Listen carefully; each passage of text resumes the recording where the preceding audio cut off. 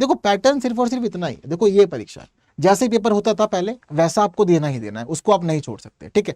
आपने पेपर दिया, आपको लग रहा है कि कम मार्क्स आए, तो कम मार्क्स को ठीक करने के लिए आपको दूसरा मौका मिलेगा, वो सुधार परीक्षा का मौका मिलेगा। सिर्फ यही हो रहा है, इसके अलावा कुछ और नहीं हो रहा है। बाकी इसके जो नियम है उन नियमों पर ध्यान देना है कि नियम क्या क्या है, ठीक है। तो जो पहली परीक्षा है वो देनी ही देनी है, वो सबके लिए अनिवार्य है, लेकिन इसी के साथ साथ ये भी जरूरी है कि एक सुधार परीक्षा का विकल्प आपको दिया जा रहा है।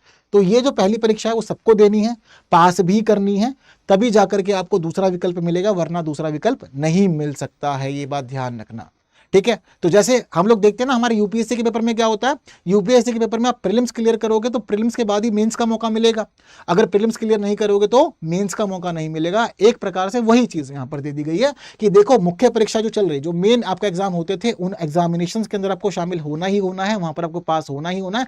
अब आपको अपने अंक सुधारने का एक दूसरा मौका दे रहा है बोर्ड, तो अंक सुधारने के लिए सुधार परीक्षा है। तो यहां पर केवल 3 विषयों को लेकर के आप शामिल हो सकते हैं, और वही छात्र शामिल हो सकते हैं जो पास हुए हों। जो पास नहीं हुए हैं, जो फेल हो गए हैं, उन बच्चों को यहां शामिल होने की इजाजत नहीं है। जो पास हुए हैं उन्हें ही बस अपने अंकों में सुधार करने के लिए परीक्षा देने की अनुमति है।